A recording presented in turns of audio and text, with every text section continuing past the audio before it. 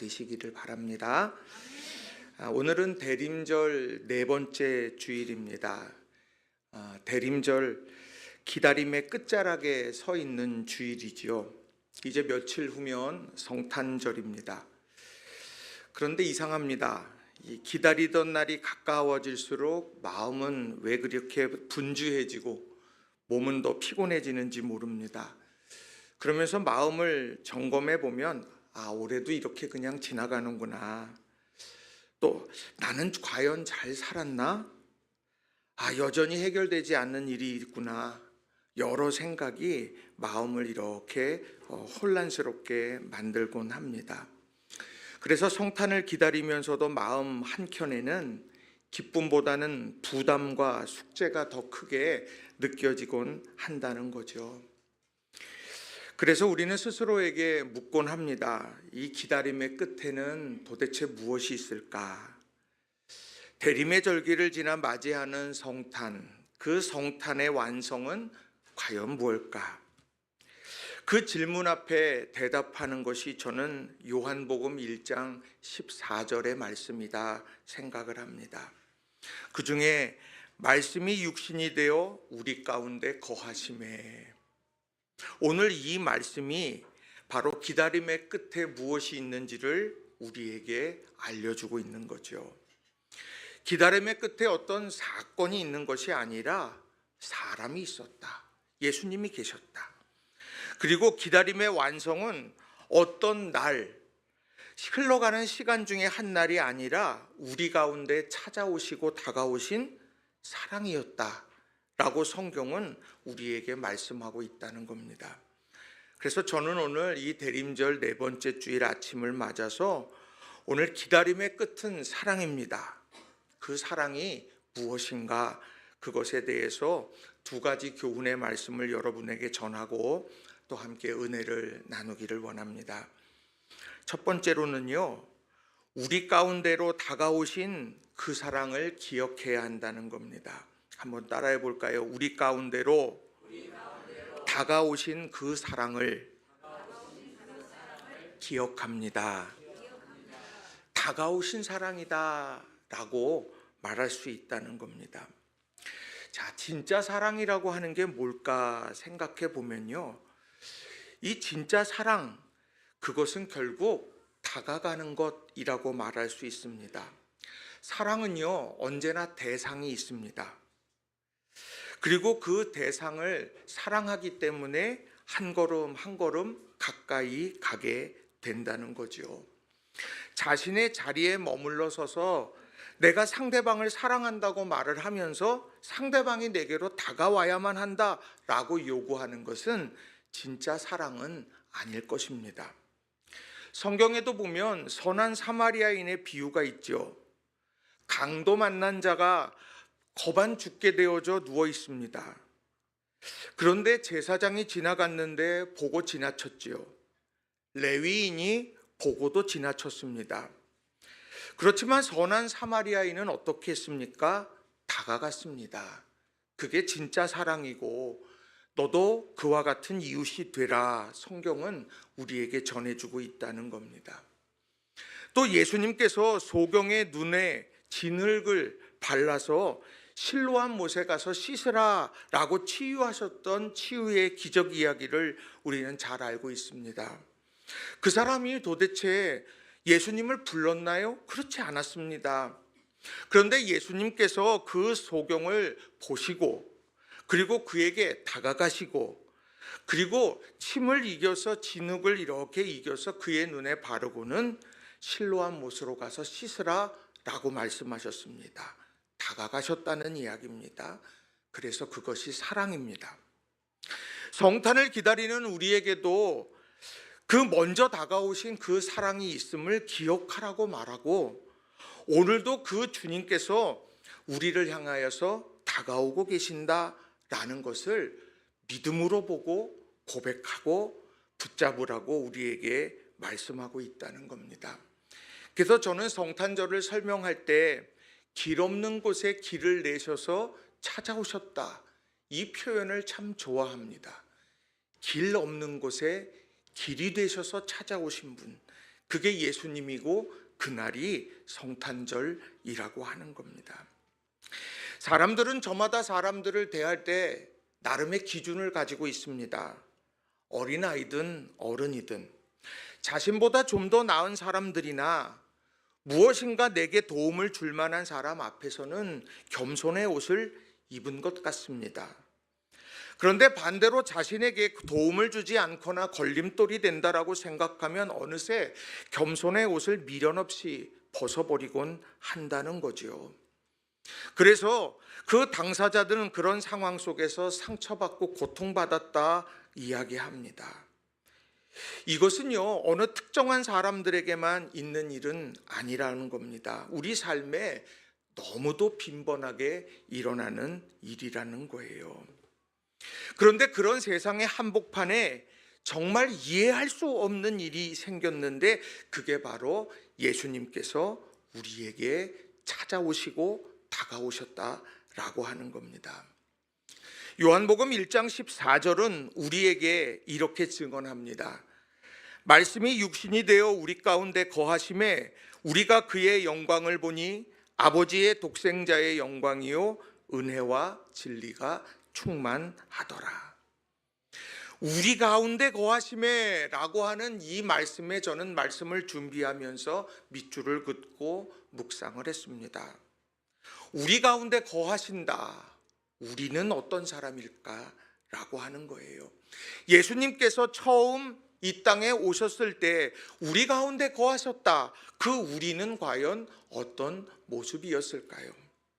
요한복음 1장 10절의 말씀을 보게 되면 당시의 모습, 우리라고 하는 사람들의 모습을 이렇게 설명합니다. 그가 세상에 계셨으며 세상은 그로 말미암아 지은 바 되었으되 세상이 그를 알지 못했다. 세상이 주님으로 말미암아 지음 받았습니다. 그리고 그 주님께서 우리 가운데 계시지만 세상은 주님을 알려고 하지 않았고 알지 못했다라고 말한다는 겁니다. 또요, 요한복음 1장 11절 말씀도 보게 되면 자기 땅에 오매 자기 백성이 영접하지 않았다. 자기 땅에 왔습니다. 자기 백성에게로 왔어요. 그렇지만 아무도 그를 인정하려 하지 않았다라고 하는 겁니다. 오히려 예수님을 부정하고 핍박하고 십자가에 못 박아 없애버리려고 수많은 시도들을 해왔다라고 하는 거죠. 그런데 그런 세상의 한복판에서 예수님께서는 내가 그들 가운데 거해야 되겠다 결단하시고, 그리고 그 모든 것을 알고 계시면서도 바로 이 세상의 한복판에서 십자가를 지고 나아가셨다라고 하는 겁니다. 그 십자가를 지기 위하여서 이 땅에 오신 날, 이게 바로 성탄절이라고 하는 거예요. 요한복음 3장 16절은 왜 예수님께서 그렇게 그들 가운데, 우리 가운데 거하시기로 결단하고 작정하셨는가? 그 이유를 요한복음 3장 16절은 이렇게 증언하고 있다는 겁니다. 하나님이 세상을 이처럼 사랑하사 독생자를 주셨으니 이는 그를 믿는 자마다 멸망하지 않고 영생을 얻게 하려 하심이라. 그들 가운데 거한 이유는 다른 것이 아닙니다. 알지도 못하고 영접하지도 않고 도리어 예수님을 십자가에 못 박으려고 수많은 시도를 하고 있는 그들 가운데에 예수님께서 찾아오시고 함께 하신 이유는 다른 것이 아니라 생명을 얻게 하려고 하십니다.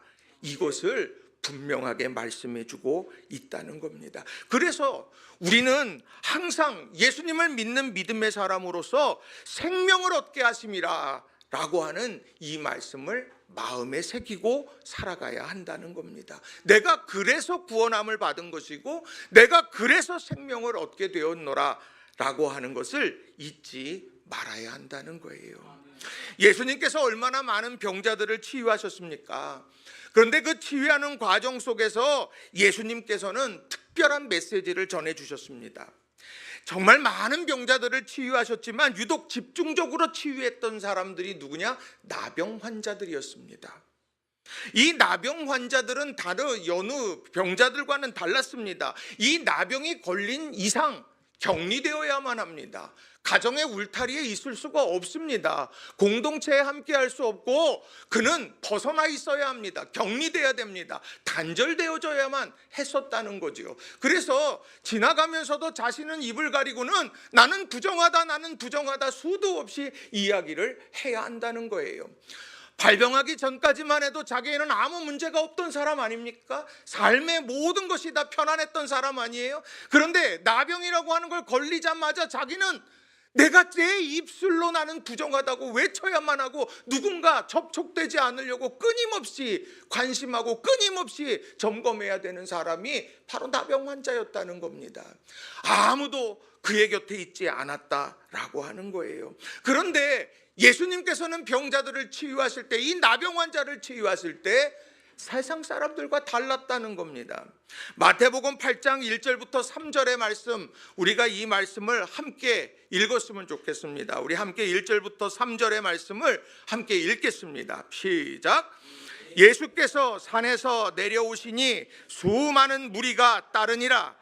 한 나병 환자가 나와 절하며 이르되 주여 원하시면 저를 깨끗하게 하실 수 있나이다 하거늘 예수께서 손을 내밀어 그에게 대시며 이르시되 내가 원하노니 깨끗함을 받으라 하시니 즉시 그의 나병이 깨끗하여 진지라.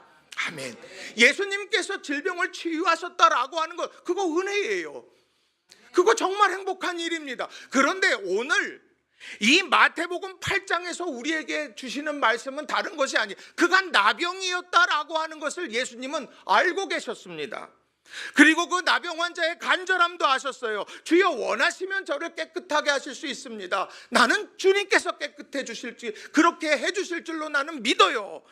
그런데 그렇게 간절함으로 주님 앞에 부르짖었던 나병 환자, 그 나병 환자를 보시면서 손을 내미셨습니다. 나병이 발병된 다음에 어느 누구도 손 내민 사람이 없는데 예수님은 손을 내미셨어요. 그리고 심지어 그에게 대셨습니다. 그리고는 그에게 말씀합니다. 내가 원하노니 깨끗함을 받으라. 이게 예수님께서 전하고자 하는 중요한 메시지라고 한다는 거예요. 세상은 사랑한다고 수도 없이 말하지만 다가가지 않아요. 세상은 수도 없이 사랑한다고 말하지만 손을 대지 않습니다. 사랑한다고 말하지만 그 입술에 진심이 담긴 말을 전하지 않는다라고 하는 거예요. 그런데 예수님은요, 그 일을, 그것도 세상의 모든 사람들이 아니다, 격리되어져야 된다, 그 사람에게는 천형 같은 것이라 그에겐 소망이 없다라고 말하는 그 나병 환자, 그 한 사람 한 사람에게 예수님께서는 손을 내밀고 손을 대시고 말씀하시면서 치유하셨다라는 겁니다. 그게 진짜 사랑이기 때문입니다. 마가복음에도 그런 이야기가 나옵니다. 마가복음 1장 40절부터 42절의 말씀에 보면 이런 나병 환자 이야기가 또 나옵니다. 제가 읽어드립니다. 한 나병 환자가 예수께 와서 꿇어 엎드려 간구하여 이르되 원하시면 저를 깨끗하게 하실 수 있나이다. 예수께서 불쌍히 여기사 손을 내밀어 그에게 대시며 이르시되 내가 원하노니 깨끗함을 받으라 하시니 곧 나병이 그 사람에게서 떠나가고 깨끗하여 진지라. 불쌍히 여기는 마음 예수님에게 있었어요. 그 불쌍한 마음, 그 여기는 마음, 자비의 마음이 내민 손에 담겨 있었다는 거죠. 불쌍하게 여기는 그 마음이 병든 그의 몸에 닿았던 겁니다. 다른 사람도 아니고 나병이에요. 그리고 제사장에게 가서 내 몸을 보이라 라고 이렇게 말씀하고 있다는 겁니다. 이런 나병 환자가 얼마나 감격스러웠을까요? 나병 환자가 겪고 있던 고립, 나병 환자가 겪을 수밖에 없었던 단절, 이런 상황 속에서 예수님께서 내 간절함을 들으셨다. 예수님께서 손을 내밀어 나를 만져주셨다. 그리고 이 모든 문제가 풀어졌다. 주님 만나고 주님의 사랑을 경험하고 이렇게 변화되어졌노라. 그 나병 환자는 감격 속에서 바로 이 순간을 맞이했을 거라는 거죠. 오늘 성탄절에 길 없는 곳에 주님이 찾아오셨다라고 하면 어떨까요?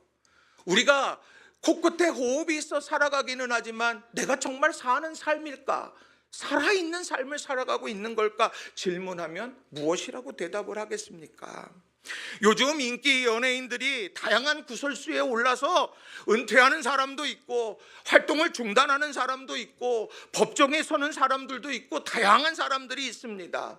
어제까지만 해도 환호했던 수많은 사람들이 이제는 도리어 지탄합니다. 도리어 저주합니다. 비방합니다. 그렇게 하고 있는 것을 보게 돼요.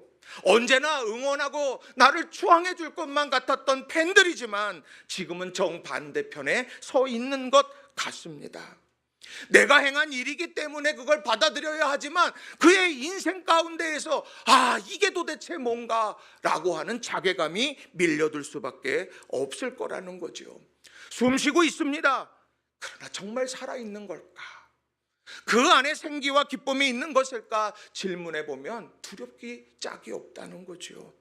이게 지금 오늘날의 나병의 모습이 아니겠느냐는 거예요. 젊은 청년들이 요즘에 일본에 진출해서 일본에서 직장을 잡는 젊은이들이 그렇게 많다고 합니다. 자, 왜 많으냐면 우리나라에서 취업 장벽이 너무 높기 때문이라고 하는 거예요. 요구하는 조건도 너무너무 많다라고 하는 겁니다. 어떤 호텔에서는 키가 1m 80이 되지 않으면 남자는 취업이 안 된다고 합니다. 왜요? 그렇게 해서 사람들을 접대해야 돼. 토익이 몇 점이어야 된다. 수도 없는 조건들이 있습니다. 그러다 보니 그 취업 장벽 아래에서 나는 안 되겠다. 나는 안 되겠다 하면서 수도 없이 절망하는 젊은이들이 있다라고 하는 것이지요. 그들에게 힘내라 라고 말하는 게 어떤 의미가 있을까요? 버텨내라 하는 것도 시원치 않은 대답일 거예요. 오늘 내가 잘못한 것이 없지만 세상이 너무도 가혹한 것처럼 느껴집니다. 내가 지금 그 땅을 살아가고 있는데 코끝에 호흡은 있지만 정말 사는 게 사는 걸까 생각해 보면 꼭 그렇지도 않더라는 겁니다. 어디 그뿐입니까? 우리 부모님들, 엄마 아빠들, 장년들 열심을 다해서 살아갑니다. 이제 열심히 다해서 1년, 2년, 3년, 4년 하면 이렇게 열심히 살면 내 인생에 뭔가 달라지겠지 하고 그렇게 열심히 달려가지만 늘 제자리가 되는 것을 보게 되면 그 마음도 얼마나 답답하겠느냐는 거예요. 그렇게 세상에서 스스로 빠져나오기 어려운 수많은 경우, 수많은 사람들, 그들이 스스로 빠져나올 수 없는 그때의 길이 없는 그곳에 주님께서 길을 만들어내셔서 찾아오시는 것, 이게 바로 성탄의 중요한 의미가 된다라고 하는 거예요. 바라기는 우리 성도님들 한 분 한 분, 여러분 어떻게 살아가십니까? 여러분 어떻게 여러분의 인생을 펼쳐가고 계십니까? 혹 내가 지금 늪에 빠진 것처럼 내가 바둥바둥거리지만 늘 제자리인 것 같습니까? 오늘 성탄절 주님께서 찾아오시고 우리에게 손 내미시고 우리를 붙잡아 일으키시는 주님의 놀라운 은혜를 다 체험해 가시는 여러분 모두가 다 되시기를 주님의 이름으로 간절히 축원합니다. 그래서 그 주님께서 우리를 찾아오셔서 무엇을 하시냐? 바로 우리 가운데 거하신다, 이렇게 말씀을 한다는 거예요. 우리 가운데 거하신다라고 하는 이 말, 특별히 거한다는 이 말은 무엇냐면요, 장막을 친다라고 하는 말입니다. 장막을 친다라고 하는 것은 그저 내 발길 닿는 대로 가다가 그냥 지나치는 것이 아니라는 이야기예요. 장막을 칠 때 어떻겠습니까? 그 땅이 어떤지도 볼 거예요. 장막을 칠 때에 거기에 물은 있는지도 돌아볼 겁니다. 거기에 볕은 잘 드는지도 볼 거예요. 그런데 그런 장막을 우리 가운데 거하시면서 친다고 이야기를 하고 있다는 겁니다. 앞서 말씀드렸지만 그 우리가 누굽니까? 주님을 알지 못해요. 함께 있지만 자기 백성, 자기 땅에 왔지만 영접하지 않는 사람들, 또 도리어 우리 삶의 가장 잘못된 선택, 주님을 십자가를 바라보면서 이 십자가를 바라보면서 부정하고 왜곡하고 그것을 능멸하는 그런 일들 하나하나들을 행하는 우리 가운데에 주님께서 장막을 치고 계신다라고 하는 거예요. 추악하고 연약하고 실수투성인 나 같은 사람에게도 하나님의 장막이 함께했다. 이게 믿음의 사람들이 맞이하는 성탄절이라는 겁니다. 동시에 우리는 그런 우리에게 하나님의 장막이 쳐졌다는 사실들을 인정하면서 우리 주변에 있는 이들을 보아야 하는 거예요. 그래서 스스로에게 질문을 던져야 합니다. 나는 지금 생명의 구원을 위해서 나는 누군가에게 다가가고 있는가? 나는 지금 깨어진 관계 회복을 위해서 나는 다가가고 있는가? 나는 지금 메마른 심령, 은혜의 담비 아래 내가 그것을 채워지도록 한 걸음 더 나아가고 있는가? 이것이 바로 오늘 우리가 이 성탄절에 점검해야 되는 중요한 부분이 되더라는 겁니다. 우리는 삶을 살아가면서 감정의 소모가 참 많습니다. 옳고 그름이라고 하는 것을 통하여서 수 없는 평행선을 만들어 갑니다. 저쪽에 있으면서 너는 내게로 와야 된다 말하고, 그렇지 않으면은 해결되지 않는다 수도 없이 말합니다. TV를 켜도 그런 게 나와요. 열방의 전쟁들을 봐도 그렇습니다. 또 심지어 곳곳에서 묻지마 테러, 이런 여러 가지 일들을 통해서 와, 이게 정말 사람 사는 세상일까라는 그런 생각을 해보게 됩니다. 그럼에도 불구하고 그런 세상의 한복판에 하나님의 장막, 우리 가운데 거하시게 될 때 주님께서 주시는 놀라운 은혜가 우리 가운데 임하게 될 거다, 이런 믿음을 가지고 한 걸음 더 나아가는, 다가가는 우리 모두가 다 되시기를 주님의 이름으로 간절히 축원합니다. 두 번째로는요, 우리 가운데 펼쳐가실 주님의 영광을 기대해야 한다는 겁니다. 한번 따라해 봅시다. 우리 가운데 펼쳐가실 주님의 영광을 기대합니다. 우리 가운데 거하신 것은 이전에 있던 일이라면, 또 지금 있는 일이라면 그 가운데서 우리가 꿈꿔야 되는 건 뭐냐? 주님의 영광이더라는 거예요. 한 강연을 이렇게 보게 됐습니다. 그 강연을 보는데 거기에 참 서글픈 이야기가 하나 나와요. 학창 시절에 이야기를 이렇게 그분이 시작을 하면서 이야기를 합니다. 학교에서 아이가 시험을 딱 봅니다. 그리고 예전에는 성적표가 나오지 않았습니까? 수, 미양가 뭐 이렇게도 나왔고 등수도 뭐 쭉 해서 나오지 않았어요. 그래서 엄마한테 갑니다. 엄마, 나 10등 했어요. 성적표를 들고 오면 어머니가 바라보시면서 뭐라고 말해요? 잘했다. 근데 왜 5등은 못하냐? 그렇게 되면 애가 푹 더 죽어요. 다시 한번 해보자 그러고 막 다시 합니다. 야, 다음 시험에 5등을 했어요. 성적표를 가지고 가가지고 어머니한테, 어머님, 제가 5등을 했습니다. 어머니가 딱 보면서 2등은 왜 못하냐? 이렇게 이야기를 해요. 그리고 나서 2등을 해가지고는 이제 열심히 했더니 그 다음에 또 하시는 말씀이 1등은 왜 못해? 그래서 1등을 하고 갔더니 다시 말합니다. 뭐라고 말해요? 이렇게 할 수 있으면서 그동안 왜 안 했어? 이렇게 얘기하면서 그 뭐 여러 기대들에 대해서 이야기를 하면서 그 세대가 얼마나 눌려 있느냐라고 하는 것을 이렇게 쭉 설명을 하더라는 거죠. 서글프더라고요. 근데 거기에 있던 패널들 한 사람 한 사람들이 전부 다 고개를 끄덕입니다. 왜요? 10등 해가지고 성적이 안 나오고 5등에서 올라가고 뭐하고 뭐 그런 성적, 그 모든 과정 속에서 눌림도 있고 미안함도 있고 서글픔도 있고 그런 여러 가지 일들이 그때 마음에 이렇게 움직여 가고 있는 거죠. 남편들은 또 어떻습니까? 가장들은 또 어때요? 가족들에게 든든한 울타리를 제공해주고 싶은 마음도 있고 책임감도 있지 않습니까? 그러다 보니까 탈진에 이르도록 일을 하기도 한다는 거죠. 어머니도 그렇지 않습니까? 내 삶에 이 자녀들을 잘 길러내야 된다라고 하는 책임감으로, 정말 그 책임감으로 자녀를 위해서 모든 것을 다 바치면서 그렇게 살아가는 이 땅의 어머니들도 있지 않느냐는 거예요. 가만히 놓고 그 모든 삶을 보게 되면 학생이든 부모님이든 아빠든 엄마든 가만히 보면 인생의 계획표가 꽉 차 있더라는 거죠. 그리고 그 계획표 안에서 수도 없는 다양한 무거운 짐들이 그를 누르고 있게 되더라는 겁니다. 그러니 그 삶에 여백이 있겠느냐는 거예요. 내 능력은 이미 다 정해져 있는데, 나는 이만큼인데, 그런데 주변의 기대는 더 커요.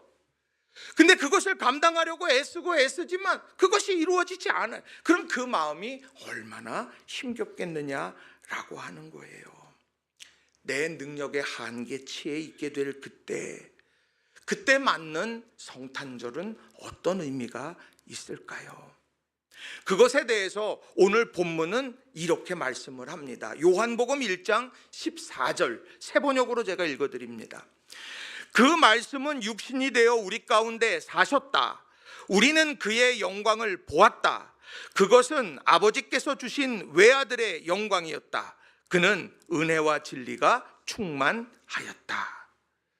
우리 가운데 장막을 치신 예수님, 그리고 그 장막을 치신 예수님을 통해서 예수님의 영광을 우리가 보게 된다. 예수님이 하신 일을 우리가 보게 될 거라고 말씀을 하고 있다는 겁니다. 우리가 예수님을 믿기 때문에 삶에서 경험하게 되는 수많은 일들, 기쁨, 평화, 즐거움, 아름다운 열매들을 보게 될 거라고 이야기를 하고 있다는 거예요. 저는 우리 성도님들 한 분 한 분이 열심히 살아가시는 것 알아요. 열심히 최선을 다해서 하루하루 정말 몸이 부서져라 일하면서 달려가고 있는 여러분의 수고를 곁에서 보면서 안타깝고 응원하면서 달려갑니다. 그런데 중요한 것은 오늘 그런 여러 상황 속에서 나의 영광, 내 수고와 노력이 나의 영광으로 들어가는 것도 좋아요. 그러나 하나님께서 내게 장막을 쳐주시고 그 안에서 주님께서 맺게 하시는 놀라운 열매들이 여러분 가운데 날마다 더 넘쳐나게 되기를 주님의 이름으로 간절히 축원합니다. 그게 바로 은혜라고 하는 거예요. 우리의 공로를 넘어선 주님께서 이루시는 그런 놀라운 행위들, 놀라운 일들, 이게 바로 은혜라고 말할 수 있다라고 하는 거죠. 성경에 찾아보니까 그런 은혜들이 참 많아요. 삭개오 이야기 여러분 아시지요? 여리고의 세리장이었습니다. 이 세리장이기 때문에 그가 가진 것이 너무도 많았어요. 그렇지만 사람들의 멸시도 받았습니다. 나라를 팔아서 백성을 넘겨서 그래서 부자가 된 사람이라고 세상 사람들의 멸시와 치탄을 받았습니다. 그런데 어느 날 예수님이 오신다는 소리를 듣고 돌무화과 나무 위에 올랐어요. 그저 그분이 어떤 분인가 얼굴을 보고 싶었기 때문입니다. 그런데 예수님께서는 삭개오를 보시자마자 이렇게 말씀을 하셨어요. 누가복음 19장 5절입니다. 예수께서 그곳에 이르사 쳐다보시고 이르시되 삭개오야 속히 내려오라. 내가 오늘 내 집에 유하여야 하겠다 하시니.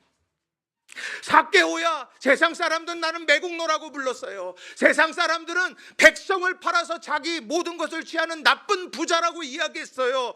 세상 사람들은 그의 이름이 저주 섞인 이름처럼 그렇게 불려졌던 것, 그게 삭개오였습니다. 그런데 예수님께서는 오늘 아무도 알지 못할 것 같은, 예수님이라면 도저히 예수님도 모를 것 같은 자신의 이름을 부릅니다. 너무도 다정하게 삭개오야 속히 내려와라. 오늘 내 집에 유하여야겠다. 그리고 찾아가서 그에게 함께 하면서 삭개오가 완전히 변했습니다. 그의 고백은 구체적이었어요. 자신의 재산의 절반을 가난한 자에게 나누고 속여 빼앗은 것은 4배로 갚겠다고 선언합니다. 율법이 말하는 것보다 훨씬 더 적극적이고 강하게 그는 배상하겠다고 말을 하고 있다는 거예요. 예수님의 영광은 다른 게 아닙니다. 죄인을 정죄하는 데 있지 않습니다. 도리어 삶의 방향을 아름답게 새롭게 바꾸어가게 만드는 것, 이게 바로 주의 영광이라고 하는 거예요. 사도 바울이 오늘 크리스찬들을 잡아가두려고 다메섹으로 가다가 주님을 만나고 이후에 주님을 전하는 삶을 살아갔던 것처럼 그의 인생의 전환이 이루어지는 것, 이게 바로 주의 영광이라고 하는 겁니다. 저는 이 성탄절을 목전에 둔 이 대림절 4번째 주일에 우리의 삶에 주의 영광을 체험해가는 여러분 모두가 다 되시기를 주님의 이름으로 다시 한번 축원합니다. 베드로의 이야기도 있습니다. 이게 주의 영광을 잘 설명하는 거예요. 베드로는 예수님을 3번씩이나 부인했죠. 우리가 3-4번 이야기하지 않습니까? 내가 1번은 용서해, 2번은 용서해, 3번이면 끝이야. 그런데 오늘 예수님을 배반했던 베드로는 누구냐? 3번이나 예수님을 부인한 사람이에요. 그것도 하룻밤에. 스스로도 자신을 용서하지 못했기 때문에 나는 주님의 부활 그 증인으로 살아갈 수 없어, 나는 고기나 잡아야 되겠다, 디베랴 호숫가로 도망치듯 달려갔던 사람이 베드로라는 거예요. 그런데 예수님은 그를 찾아가셨습니다.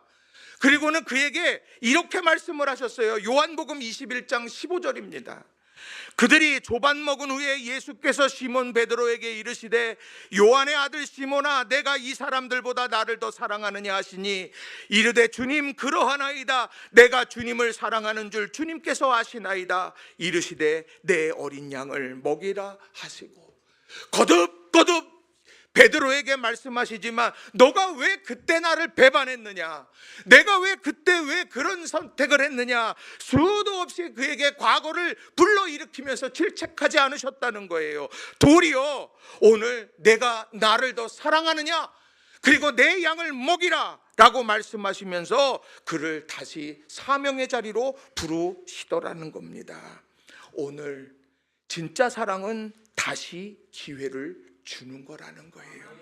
오늘 우리 삶에 실수할 수 있습니다. 한 번뿐인 인생이니까 어떻게 하다 보면 실수하고 실패하고 넘어집니다. 몰라서, 연약해서, 부족해서, 힘이 없어, 지혜가 없어서. 그러나 그 가운데에서 예수님을 믿는 믿음의 사람들의 가슴 속에는 베드로를 품었던 주님의 사랑이 있어야 한다는 거예요.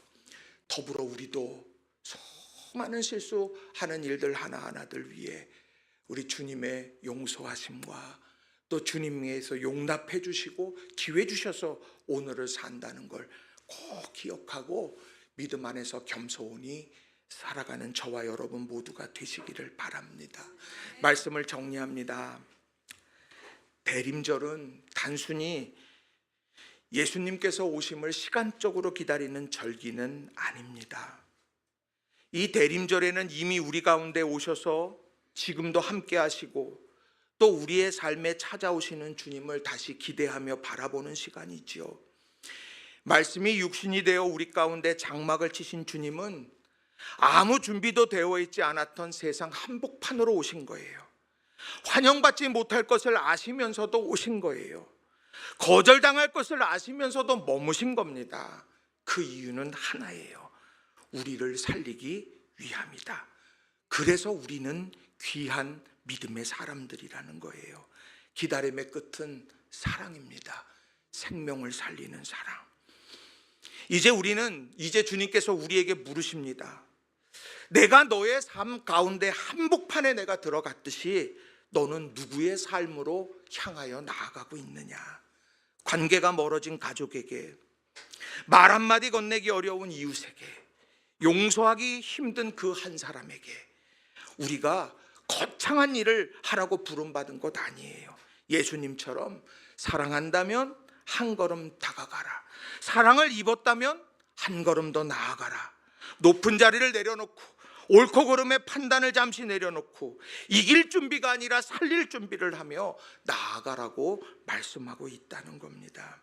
이 성탄절, 이제 이번 주간에 성탄절을 맞이하는데 우리 성도님들 한 분 한 분이 이 말씀을 의지하고 아름다운 샬롬 화평의 단을 쌓아가는 우리 모든 성도님들 다 되시기를 주님의 이름으로 간절히 축원합니다. 이 시간 우리 같이 기도했으면 좋겠습니다. 주님의 사랑이라고 하는 것이 뭘까? 이 성탄절 길 없는 곳에 길을 내셔서 오신 거다. 그리고 우리 안에 장막을 쳐서 거하시면서 주의 영광을 보게 하시는 것, 은혜와 진리가 충만하여 움직여가는 것을 보게 하시려고 주님께서 우리에게 기대를 품으라 말씀하시는 절기. 우리가 이걸 기억하면서 주여 우리 삶에 새로운 회복의 역사가 일어나게 하시고 우리 삶 가운데 은혜와 진리가 충만한 공동체, 가정과 교회가 되고 이 땅이 되도록 이 시간 간절한 마음으로 말씀을 부여잡고 기도하겠습니다. 기도합시다. 사랑과 은혜가 충만하신 아버지 하나님 감사합니다. 우리 한 사람 한 사람의 마음 가운데 찾아오셔서